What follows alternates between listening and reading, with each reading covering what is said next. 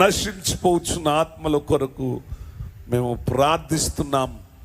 అలాగే పెడ్రిపాల్ సహోదరుడు మంచి ఆరోగ్యం, మరి ఆపరేషన్లో దేవుడు తోడుగా ఉండి దేవుడు బలంగా వాడుకోవాలని మరి క్రీస్తు జ్యోతి సంఘం అందరం ప్రార్థిస్తున్నాం. మీరు కూడా భారము కలిగి ప్రార్థించండి. పెడ్రిపాల్ మా సహోదరుడు అన్నయ్య అని నన్ను, మన సంఘాన్ని, మమ్మల్ని ఎంతగానో ప్రేమిస్తారు.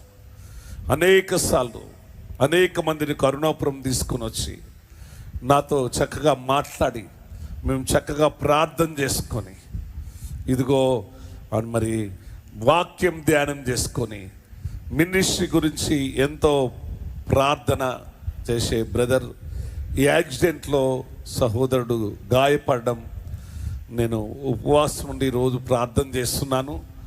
మీరు కూడా భారం కలిగి ప్రార్థన చేయండి. దేవుడు మిమ్మల్ని ఆశీర్వదించునుగాక. మనం ప్రార్థన చేద్దాం. ఎందుకంటే వాక్యం విందాం ఈరోజు ప్రియమైన దేవుని